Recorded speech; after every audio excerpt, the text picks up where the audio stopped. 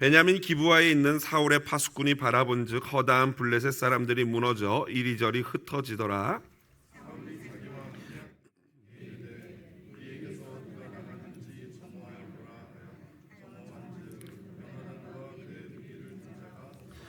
사울이 아히야에게 이르되 하나님의 궤를 이리로 가져오라 하니 그때 하나님의 궤가 이스라엘 자손과 함께 있음이니라.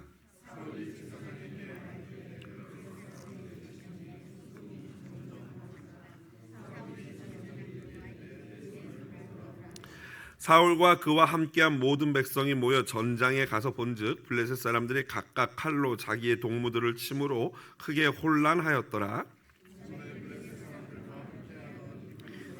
사방에서 블레셋 사람들과 함께 진영에 들어왔더니 그들이 돌이켜 사울과 요나단과 함께한 이스라엘 사람들과 합하였고 에브라임 산지에 숨었던 이스라엘 모든 사람도 블레셋 사람들이 도망함을 듣고 싸우러 나와서 그들을 추격하였더라. 여호와께서 그날에 이스라엘을 구원하심으로 전쟁이 벳아웬을 지나니라. 아멘. 오늘은 사무엘상 14장 16절에서 23절 본문 말씀 가지고요, 연합인가 혼란인가 라는 제목으로 말씀의 은혜 나누도록 하겠습니다.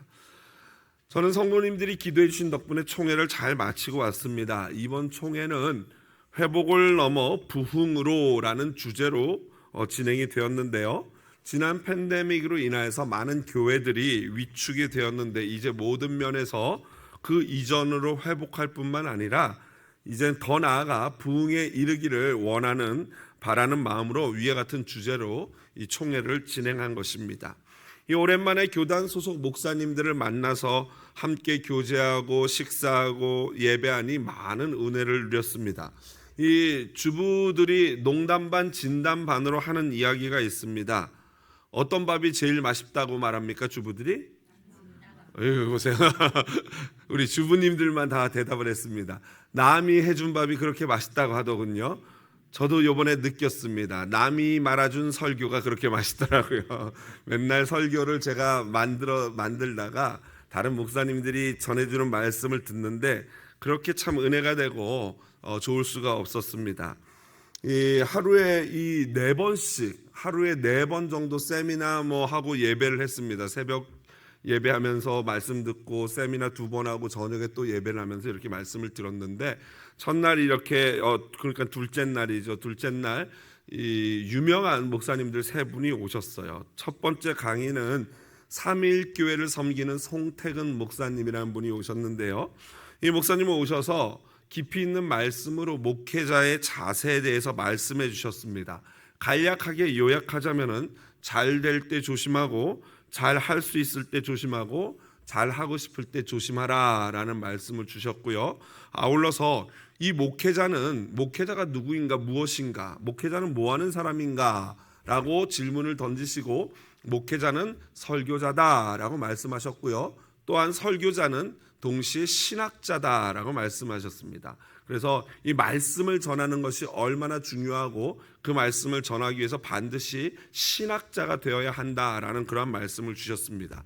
다음 강사는요, 이 안산 빛나 교회를 개척하여 대형 교회로 성장을 시킨 후에 이제 은퇴하시고 6개월 원로 목사가 된 지 6개월 된 유재명 목사님이셨습니다.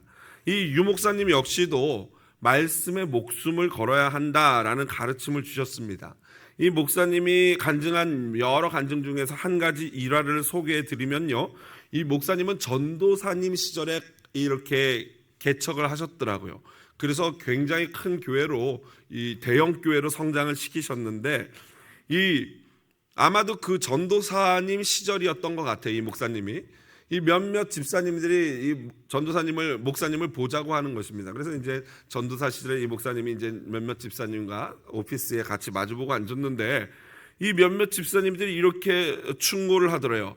전도사님 우리가 가만히 보니까 이쪽 길이 아닌 것 같습니다 라고 말을 하더라는 거예요, 대놓고. 그러면서 빨리 전도사님 스스로를 위해서 또 우리를 위해서도 이 사역을 접는 것이 좋을 것 같습니다 라고 얘기를 하더라는 거예요. 여러분이 상상만 해도 얼마나 이 자존심 상하고 절망스럽겠습니까? 이 같이 목회하는 이 같은 성도가 격려는 해주지 못할 망정 이 길이 아닌 것 같다고 빨리 사역을 접으라고 하니 목사님이 정말 눈물이 막 나올 거를 겨우겨우 참으면서 알겠습니다, 기도해 보겠습니다 라고 답변을 하고 그 사무실에서 나왔다는 것입니다. 제가 그 사무실에 나와서 막 터질 것 같은 울음을 참고 내려가는데 그 계단 끝에 주일학교 여자 꼬마애가 하나 있더래요. 근데 그 애는 나중에 커서 또 다른 이 목사님의 사모가 됐다고 합니다. 근데 그 아이가 이 목사님, 그러니까 전도사님이죠. 그때 이 전도사님을 보면서 그러더래요. 전사님, 나는 전사님 너무 좋아요. 전사님 아무 데도 가지 마시고 꼭 계세요 라고 얘기하더라는 거예요. 이 목사님이 이 전사님이 어떻겠습니까? 참던 눈물이 터져 나와서 바로 옥상으로 달려갔대요. 교회 옥상으로. 그날따라 비가 막 옥수같이 쏟아지고 있었는데 그 하늘을 보면서 하나님께 막 울며 불며 기도를 했다는 거예요. 여러분, 이 목사님이 만약에 이 집사님들의 말을 듣고 절망할 것인가, 아니면 이 어린아이의 음성을 성령의 음성으로 듣고 소망을 가질 것인가, 만일 그때 목사님이 절망을 택했다면 한국교회 귀한 목회자를 잃을 뻔한 그러한 사건이었던 것입니다. 특별히 이 유재명 목사님을 제가 이 설교를 들어보니까, 세미나를 들어보니까 이 말씀에 대한 열정이 어마어마하게 넘치는 분이더라고요. 어느 정도냐면요, 이 본인 교회가 크니까 유명한 강사 목사님들 많이 모시지 않겠습니까? 이 목사님들을 모셔가지고 말씀을 듣는데 그 본문에서 자기가 발견하지 못한 거를 그 강사 목사님이 발견한 거를 설교하면요, 그만 이 영적인 질투가 나가지고 그날 밤에는 이 목사님이 그 본문을 가지고 자기가 설교문을 작성하지 않고는 잠을 못 잔다는 거예요. 그 정도로 이 열정 있는 목사님이더라고요. 마지막으로 세 번째 목사님은요, 파주 운정 지역에 이 개척을 한 이 세계로 금난교회를 담임하는 주성민 목사님이었습니다. 이 주성민 목사님, 이분도 또 대단한 게요, 이분은 교회를 개척한 그 해에 1000명이나 되는 성도가 모였다고 합니다. 별로 놀라시지 않는 거 보니까 우리 교회가 몇 명인지 모르겠습니다.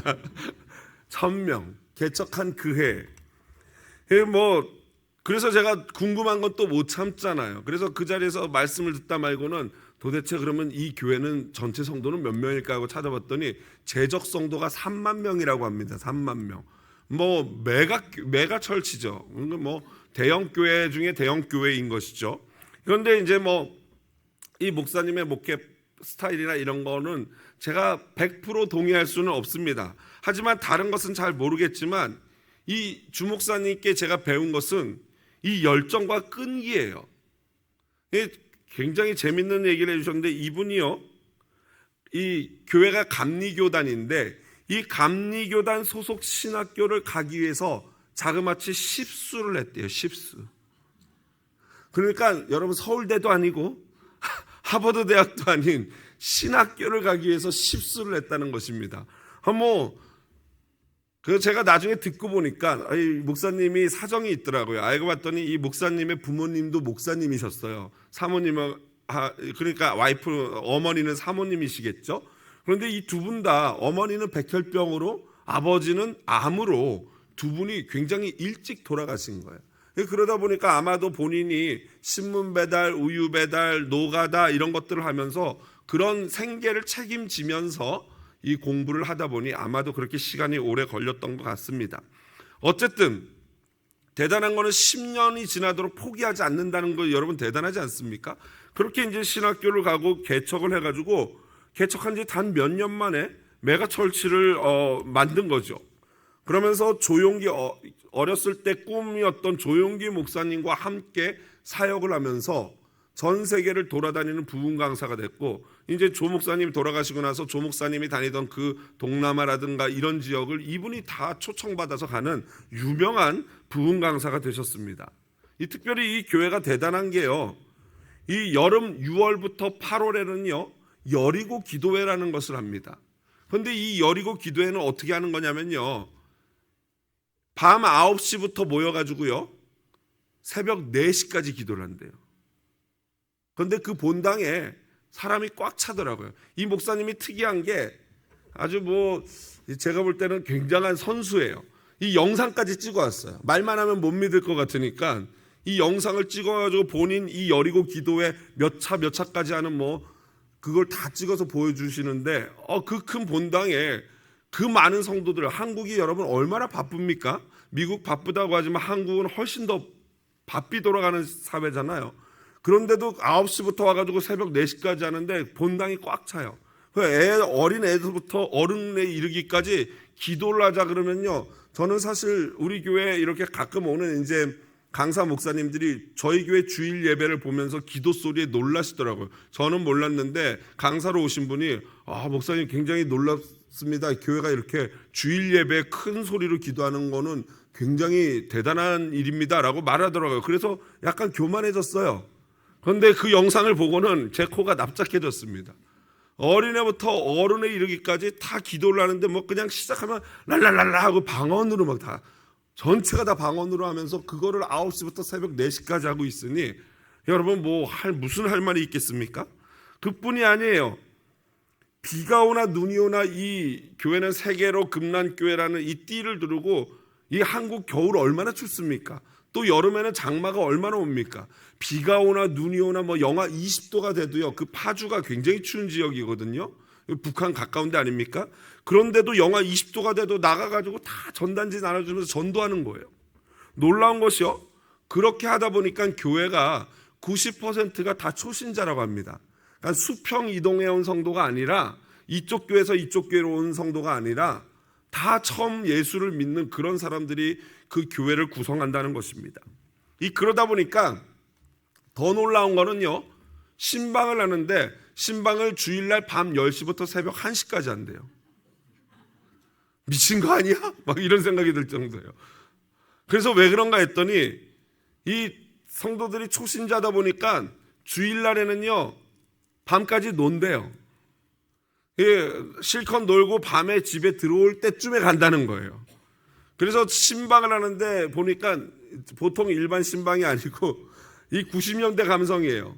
이 남자들이 이제 구역장하고 담당 교역자하고 구역원들이 함께 모여가지고 신방 가기 전에 막 방언으로 기도하더니요. 그 성도 집 앞에 가가지고 전화를 해서 나오라 그러는 거예요. 그런데 이제 보니까 90년대 감성 촛불 켜놓고 촛불길을 이렇게 만들어 놓고 성도를 나오라 그래서 그걸 지나가게 하고 같이 그 공원에서 동네 공원에서 같이 기도해주고 그리고 응원해주고 그리고 들여보내는 거예요. 그 선물 휴지 이런 거 사다가 드리고 또 청년은요 말할 것도 없어요. 청년들도 그 밤에 신방을 가는데 봉고차 밴 있지 않습니까? 밴에 다 타가지고 이동을 하는데 이동하는 차 안에서 청년들이 기도를 해요. 다 같이 기도합시다 하고 그 사람을 위해서 기도합시다 하고 기도하는데 다 이러면 방언으로 기도하는 거예요. 그래가지고 그 여자 새로운 새신자 집 앞에 가가지고 전해서 불러내는 거예요. 그 여자애 나오니까 생일인가 봐요. 촛불 켜고 생일 케이크 들고 생일 축 당신은 사랑받기 위하니까 그 여자애가 어떻게 하겠어요? 울더라고요.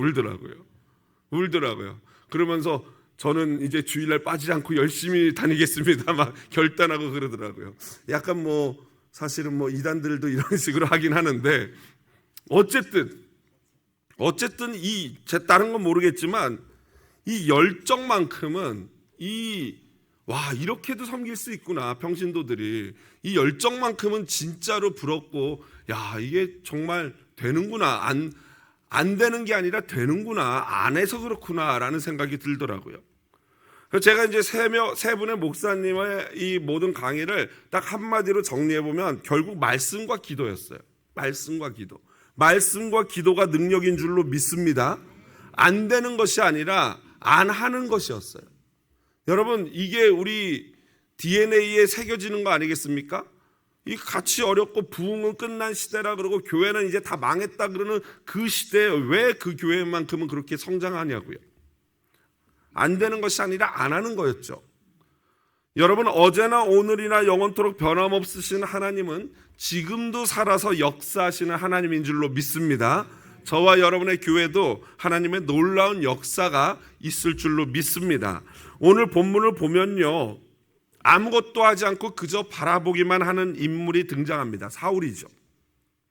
16절 보시면요, 사울의 파수꾼이 바라본즉이라고 나와요. 이것은 사울이 그냥 봤다는 거죠. 사울이 파수꾼을 통해서 블레셋 진영을 가만히 보니까 16절 하반절에 보니까 허다한 블레셋 사람들이 무너져 이리저리 흩어졌습니다. 여기서 나오는 무너지다에 해당하는 히브리어 원문을 보면요, 녹아내린다라는 의미예요. 마치 촛능이 녹아내리듯, 더운 날에 아이스크림이 녹아내리듯 녹아내린다라는 게 무너졌다라는 의미입니다. 이 단어는요, 여호수아서 2장 9절에 보면은 이 기생 라합이 여리고성 사람, 이 정탐꾼에게 설명을 하면서 이 여리고성 사람들이 이스라엘 너희들의 소문을 듣고 마음이 녹아내렸다, 무너져 내렸다라고 표현하는데 그때와 동일한 단어예요. 그러면은 이제 이 정도로 블레셋 사람들의 마음이 녹아내리고 무너졌다면은 어떻게 하면 됩니까? 그냥 쳐들어가서 승리하면 되는 거죠. 그런데 사울은 백성들을 점호합니다. 도대체 누가 나갔냐라고 물어봐요. 누가 혼자 독자적인 군사 행동을 했는지 알아봅니다. 알아보니까 누가 나갔어요? 아들 요나단과 그의 무기 든 자가 나간 거죠. 그 묻은 자가 나간 거죠. 그러면 여러분, 만약에 여러분이 사울이라면은 내 아들이 혈혈단신 혼자 적진으로 뛰어들어서 저렇게 싸우고 있다면은 여러분이 사울이면 어떻게 하시겠습니까? 지체할 일이 있겠습니까? 얼른 부대 다 끌고 같이 가서 싸워야죠. 아들을 구해야죠. 도와야죠. 그런데 사울은 뭐합니까? 갑자기 사울은요, 제사장에게 여호와의 언약궤를 가져와라 라고 얘기해요. 사울은 왜 이런 상황에서 제사장에게 언약궤를 가져오라고 명령했을까요? 아마도 그것은 하나님의 뜻을 알기 위해서였을 겁니다. 하나님, 지금 아들 구하러 가야 됩니까? 지금 전쟁하는 게 맞습니까? 이거 물어보려고 했던 것이죠. 그런데 여러분, 이것이 얼마나 어이없는 행동입니까? 이미 전쟁은 어떻게 됐어요? 벌어졌어요. 시작됐어요. 얼른 달려들어서 싸워서 승리만 쟁취하면 될 정도로 되어 있단 말이죠. 그런데 사울은 머뭇머뭇거리며 먼 발치에서 전쟁을 피하려 할 뿐입니다.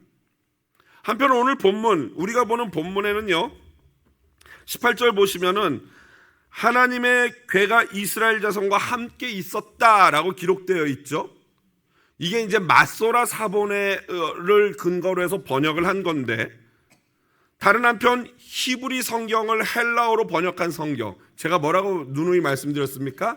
70인역이라고 말씀드렸죠. 그럼 왜 그러냐면 72명의 유대인 랍비들이 이제 헬라어를 주로 사용하는 신약 시대의 후손들을 보게 하기 위해서 히브리어로 된 성경을 헬라어로 번역을 한 거예요.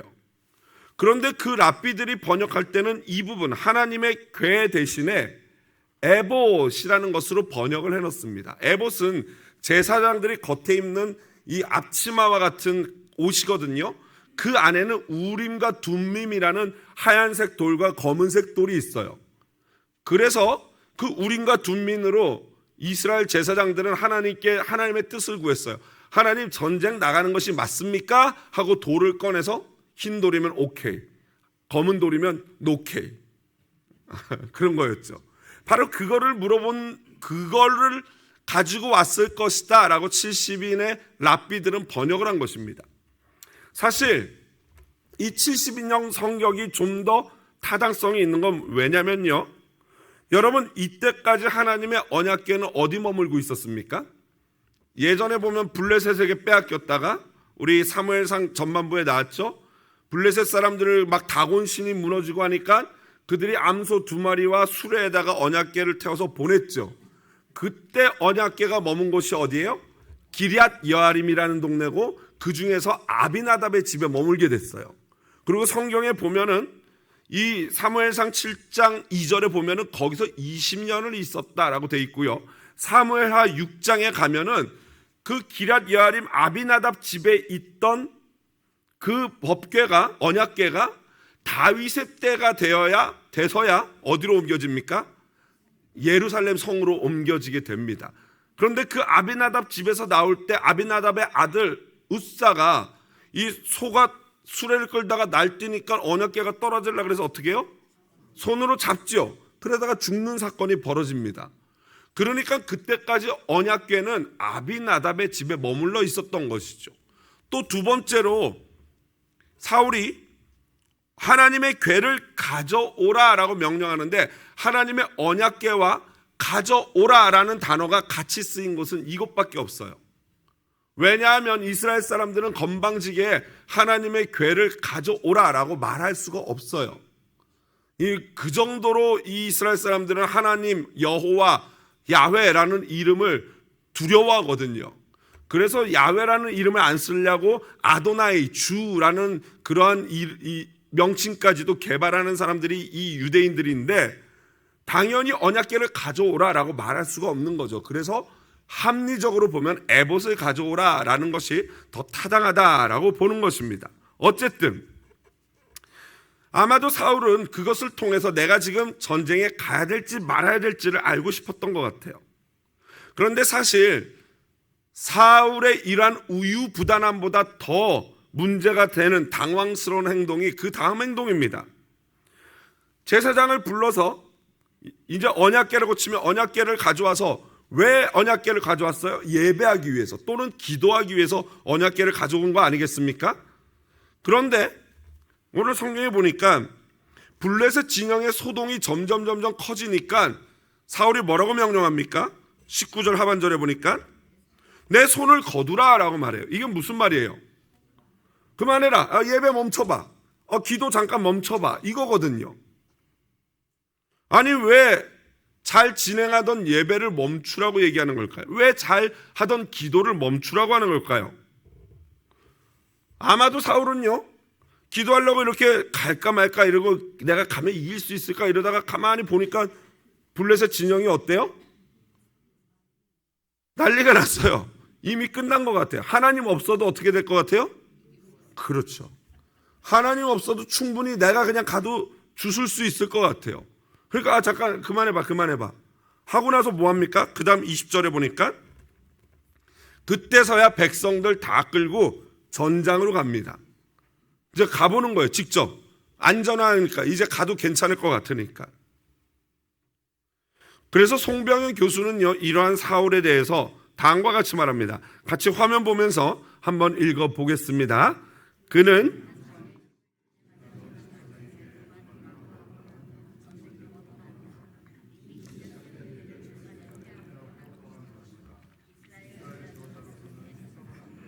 하고 있다. 사울의 통치는 치명적인 성급함으로 얼룩져 있는데 이미 시작한 예배를 마치지 않고 떠나는 이 사건도 그중 하나다. 여러분, 그렇다면은 사울에게 있어서 예배 또는 기도는 도대체 무엇입니까? 그저 자신과 자신의 아들의 안위를 위한 요식 행위입니까? 아니면 적에게 승리하기 위한 부적과 같은 것이 예배요 기도입니까? 그는 적에게 승리하기 위해 예배하고 기도하는데 이미 승리한 것 같으니까 더 이상 예배와 기도가 필요 없었던 것인가요? 우리는요, 이 사울을 통해서 우리의 기도와 예배를 다시 한번 점검해 보아야 합니다. 저와 여러분의 기도와 예배는 무엇을 위한 것입니까? 누누이 말씀드리지만 예배의 목적이 무엇입니까? 예배의 목적은 예배 그 자체예요. 예배는 예배하기 위해서 하는 것입니다.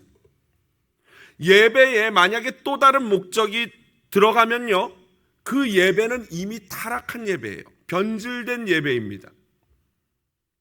예배의 유일한 목적은 하나님을 예배하는 것인 줄로 믿습니다. 기도 역시 마찬가지죠. 여러분, 기도란 무엇인가 우리의 필요를 구하는 것만이 아닙니다. 기도는요, 우리 기도를 들으시는 하나님 아버지와의 깊은 교제요, 대화예요. 이것이 기도의 가장 중요한 목적입니다. 하나님과 얘기하기 위한 것이 기도지 무엇인가를 얻어먹기 위한 것이 기도가 아니라는 것입니다. 하나님과 깊이 대화를 나누다 보면 참 아버지 저 이거 필요한데 이것 좀 도와주세요, 이거 주세요 라고 하는 게 기도예요. 그러므로 무엇인가 아버지에게서 얻기 위해 하는 것이 기도가 아닌 것을 알아야 합니다. 하지만 아버지와 관계가 좋은 자녀일수록 어떻습니까? 하나님께 잘 얻겠죠. 아버지와 관계가 좋으니까 당연히 아버지께 내 필요를 잘 아뢰 것이고, 그렇다면 아버지 역시도 기뻐하며 그것을 채워주시는 것입니다. 아버지와 관계가 좋을수록 내게 필요한 것이 무엇인지를 잘 알게 돼요. 아버지와 관계가 좋지 않으면 내게 필요한 것이 무엇인지 내가 잘 몰라요. 그래서 쓸데없는 걸 구하는 것이죠. 그러므로 예배와 기도를 내가 원하는 것을 아버지께 얻는 수단으로 사용해서는 안 되는 것입니다. 여러분, 오늘 이 예배 자리에 어떤 마음으로 오셨습니까? 그리고 무엇을 위해서 기도하십니까? 다시 한번 우리의 예배와 기도를 점검하는 귀한 시간 되시기를 주님의 이름으로 부탁을 드립니다. 요나단에 의해 시작된 이 전투는요, 분명히 하나님의 역사심이 있는 거룩한 전쟁, 성전이었습니다. 15절, 지난주 본문 마지막 절인 15절을 보면요, 땅도 진동하였으니 이는 큰 떨림이었더라 라는 구절이 나오는데요, 이것은 전형적인 하나님의 전쟁, 성전의 특징입니다. 하나님이 하시는 전쟁은요, 이런 큰 놀라운 자연적인 기적적인 이런 사건들이 벌어집니다. 그래서 저자는요, 이 전쟁에 대한 결론을 23절에 이렇게 내리죠. 같이 읽어봅니다. 여호와께서 구원하심으로 전쟁이 배단을 지나니라. 아멘. 모든 구원은 하나님께 속한 것인 줄로 믿습니다. 살고 죽는 것, 이기고 지는 것 모두 다 여호와께 속한 거예요. 즉 생사화복의 주권자가 하나님이라는 사실입니다. 그리고 그것을 우리가 믿기 때문에 하나님께 기도하는 것이죠. 그렇습니다. 영적이고 근본적인 모든 승리의 요인은 바로 하나님의 능력이요 하나님의 도우심인 줄로 믿습니다. 하지만 오늘 본문 가만히 보면요, 하나님이 승리를 주시는데 사용하는 방법이 두 가지가 나옵니다. 현실적이고 합리적인 방법 두 가지. 그 첫 번째는 20절에 나오는데요, 그것은 뭐냐면요, 혼란이라는 방법입니다. 혼란. 사울이 궁금해서 이제 직접 전장에 가봤어요. 가봤더니 블레셋 사람들이 서로 칼로 죽이고 난리가 난 겁니다.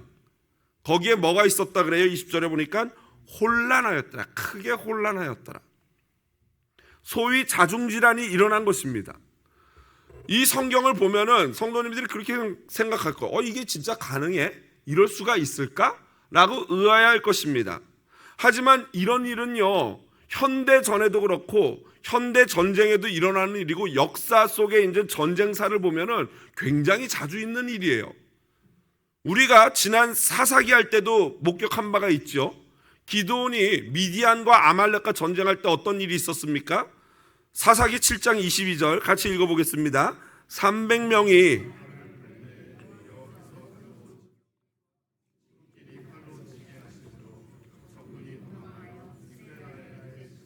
이르고 아벨무홀라의 경계에 이르렀으며, 이름이 참 힘드네요. 밤중에 기드온과 300용사가 항아리 속에 횃불을 감추고 가다가 항아리를 쨍그랑 깨면서 횃불을 밝히고 나팔을 부니까요, 혼비백산했어요. 그 사람이 이제 정신이 한번 살짝 나가면은 그때부터 합리적인 사고가 안 되지 않습니까? 그러면서 연합군의 문제가 뭐냐면요, 이때 이제 미디안과 아말렉이 연합군으로 이스라엘을 치러 온 거 아니겠습니까? 근데 연합군의 문제는 뭐예요? 군복 색깔이 어때요? 다르다는 거죠. 말이 어때요? 다르다는 거죠. 연합을 하면은 이 연합군들이 어떤 공통의 적을 공격해 오다가 어느 혼란한 밤중 상황이 되면요, 피하 식별이 안 되는 거예요. 누가 우리 편이고 누가 내 적인지가 헷갈리는 거예요. 그러면서 서로 얘가 갑자기 한 사람이 실수로 치면 얘가 저기구나 하고 걔를 공격하면서 그 난리가 일어나는 거죠. 하나님이 그렇게 역사하신 겁니다. 두 번째로 하나님이 사용하신 방법은 첫 번째가 혼란이었고요. 두 번째가 21절입니다. 21절에 보면은 두 번째 사용하신 방법은 연합이에요. 이스라엘 사람들과 합하였고 라고 나오는 연합. 여러분, 이스라엘이 갑자기 승리할 수 있었던 것은요, 이 블레셋 사람들의 실수 때문인데, 블레셋 사람들이요 이스라엘 지역들을 오랫동안 점령해서 다스리다 보니까 자기네가 전쟁을 할 때 이스라엘 히브리인들을 자기네 요즘 말로 하면 총알바지로 삼은 거예요. 히브리 사람들 중에서 자기네 징병을 해가지고 자기네 군인을 삼은 거죠. 우리나라로 치면은 일제치하 때 일본 사람들이 우리나라 청년들을 자기들의 군인으로 막 끌고 가지 않았습니까? 그거와 똑같은 거예요. 그런데 문제는 뭡니까? 피가 무엇보다 진해요? 물보다 진한 거죠. 이스라엘 사람들이 딱 위기의 순간에 어쩔 수 없이 끌려갔다가 가만히 보니까 하나님이 이스라엘을 이기게 하시니까 이 히브리인들이 누구에게로 붙은 거예요? 사울과 자기의 고국인 이스라엘 쪽으로 확 붙은 거죠. 연합한 거예요. 그러다 보니까 블레셋이 오히려 당한 것이죠. 지난주인가요? 저는 이러한 상황을 너무나도 실제적으로 잘 체험했어요. 지난주인가 보니까 이 대한민국과 미국이 축구 평가전을 하더라고요. 그래서 제가 하이라이트를 봤습니다. 하이라이트를 딱 보니까 우리의 손흥민 선수가 막 몰고 들어가더니 슛을 했는데 그만 옆 그물에 맞았어요. 그래서 제가 하면서 막 이렇게 안타까워하다가 갑자기 현타가 왔습니다. 가만히 있어 보자.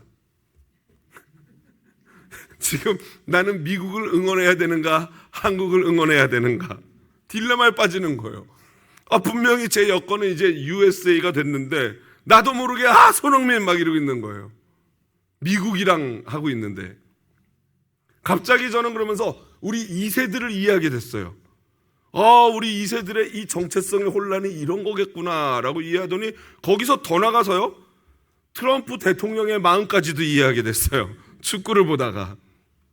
무슨 말이냐면요, 이 트럼프 대통령이 가장 신경 쓰이는 존재가 누굴까 생각해 봤더니 바로 미국인 된 지 얼마 안 된 저 같은 사람, 이민자 존재인 거죠. 우리 한국은 그렇다고 괜찮다고 쳐요. 우방이니까. 그런데 만약 중동 사람이나 중국 사람이 이런 상황이다. 그런데 여러분, 중국하고 미국이 전쟁을 하게 됐다. 그러면 누가 제일 무섭겠습니까? 그렇죠. 이 국내에 있는 그 중국인들, 그런 사람들 아니겠습니까? 중동 사람들? 이게 똑같은 거예요. 블레셋이 오늘 바로 이런 상황이 된 거예요. 자기네 편이라고 이렇게 됐다 놨는데 이 피가 물보다 진해가지고 결국에 히브리인들이 같은 이스라엘과 사울 편에 서가지고 블레셋을 공격하게 되면서 이스라엘이 대승을 하게 된 것입니다. 게다가 22절에 보니까 기억나시죠? 몇 주 전에 에브라임 산지로 다들 이제 블레셋을 보고 너무나 무서워서 도망갔던 이스라엘 군인들이 전세가 역전되는 걸 보면서 하면서 나도 나와가지고 같이 연합을 하면서 이스라엘이 대승을 한 것입니다. 그렇습니다. 하나님은 이스라엘을 구원하시는 근본적인 힘이요 능력이십니다. 하나님께서는 어떤 상황에서도 저와 여러분을 승리하게 하실 줄로 믿습니다. 그런데 하나님이 이스라엘을 구원하시는데 사용하는 방법이 오늘 본문에 몇 가지라고요? 두 가지. 혼란과 연합이라는 이 두 가지 방법을 사용하셨어요. 이 두 가지 방법은 모두 다 하나님이 사용하시는 방법이기는 한데 그것을 주관하는 존재는 다릅니다. 하나님이 사용하시는 방법인데 혼란은 누가 주관해요? 사탄이 주관합니다. 연합은 누가 주관합니까? 하나님, 성령님이 주관하십니다. 그들을 혼란케 한 건 미혹하는 영, 어둠의 영들이었어요. 그래서 서로 치고받고 죽게 하는 겁니다. 사사기 9장 23절, 데살로니가후서 2장 11절 같이 읽어보겠습니다. 하나님이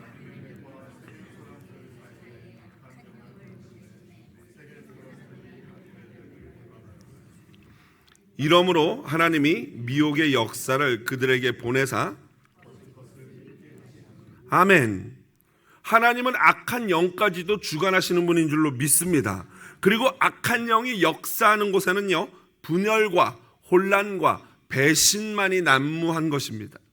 반면에 성령이 역사하는 곳에는 사랑과 연합이 있습니다. 그래서 바울은 다음과 같이 말했습니다. 에베소서 4장 3절 4절 같이 또 읽어보겠습니다. 평안에 하신 것을 힘써 지키라. 몸이 하나요 성령도 한 분이시니 이와 같이 너희가 부르심의 한 소망 안에서 부르심을 받았느니라. 아멘. 그렇습니다. 말씀을 정리합니다. 지난 주 중에 미국에서 충격적인 사건이 하나 일어났죠. 보수주의 기독교 유튜버인 찰리 커크라는 이분이 유타 밸리 대학교에서 평소와 같이 행사를 진행하던 중에 총격을 받아 사망한 것입니다. 이 찰리 커크는요, 대단한 청년인 형제인 것이 18살에, 그러니까 이제 고등학교 딱 졸업할 때, 대학생 가기 전 딱 그때죠. 그때 이미 이 미국이 교과서랑 학교가 굉장히 좌편향됐다는 것을 깨달았어요. 그리고 나서 이 친구가 18살에 설립한 보수 기독교 단체가 터닝 포인트 USA라는 단체예요. 대단하죠. 18살에 그런 단체를 설립해가지고 그 대표가 되는 거예요. 그래서 이 단체를 만들어서 끊임없이 대학가에서 캠퍼스에서 이 캐노피 텐트를 치고 앉아서 이 줄 세운 거예요. 좌파 성향의 젊은 대학생들을 줄 세워서 그들과 토론을 하는 거예요. 여러분, 대학이라는 것이 원래 그런 것 아닙니까? 어떤 생각과 어떤 이 학문이든지 같이 토론회장에 내놓고 대화를 해서 서로 배우고 설득하는 게 바로 대학이라는 것 아닙니까? 근데 오늘날 미국 대학이 망가졌어요. 이 진보 좌측으로만 가가지고 보수적인 얘기, 기독교 얘기를 좀만 하면요, 바로 어떻게 해요? 꼰대. 저 외골수 저거, 답답한 놈, 뭘 모르는 놈, 이렇게 돼버려요. 말을 꺼낼 수가 없어요. 말 꺼내는 순간 완전 매장당하니까. 그런데 그 전쟁터 한복판에 가서 이 찰스 커크라는 이 형제가 담대히 기독교적 가치관을 계속 이야기한 거예요. 이 친구가 하는 걸 보니까 뭐 기독교 예배, 그리고 여성들의 이 엄마의 역할의 중요함, 가장 이 미국에서 인정받지 못한 게 우리나라 말로 치자면 전업주부, 홈맘이라고 하나요? 집에서 아무 일도 안 하고 아이를 양육하는 이 일을 너무나도 가볍게 여겼다. 이게 미국의 문제다라고 얘기해요. 저랑 굉장히 이 생각이 비슷하더라고요. 그런데 어느 정도면 이 친구의 영향력이 어느 정도냐면요, 차차기 대통령으로 거론될 정도로 사람들에게 인정을 받았던 친구입니다. 하지만 너무나도 안타깝게도 31살의 젊은 나이, 너무 젊죠? 31살의 젊은 나이에 아내와 2아이를 남겨놓고 하나님의 부르심을 받은 것입니다. 여러분, 끊임없이 대화를 통해서 우리 생각이 다를지라도 그 생각의 차이를 줄이고, 그리고 예수를 전하려고 자신의 이 생각과 달라도 그 사람들과 대화를 시도하는 것과, 나와 생각이 다르다고 해서 폭력을 사용하고 그것도 살인을 서슴지 않는 것은 분명히 다른 것이죠. 한쪽은 분명히 사랑과 연합이고 한쪽은 분명히 분열과 혼란이 있을 뿐입니다. 여러분, 저와 여러분이 속한 곳은 혼란이 있습니까? 연합이 있습니까? 사탄이 역사하고 있습니까? 아니면 성령님이 역사하고 계십니까? 여러분, 다시 한번 사도 바울의 강력한 권면에 귀를 기울여 봅시다. 조금 긴 본문이에요. 갈라디아서 5장 15절부터 23절인데 너무나도 중요합니다. 한마디 한마디 한 글자 또박또박 천천히, 이 좀 길지만 같이 읽어보겠습니다. 만일 서로 물고 먹으면 피차 멸망할까 조심하라. 내가 이르노니 너희는 성령을 따라 행하라. 그리하면 육체의 욕심을 이루지 아니하리라. 육체의 소욕은 성령을 거스르고 성령은 육체를 거르. 이 둘이 서로 대적하므로 너희가 원하는 것을 하지 못하게 하려 함이니라.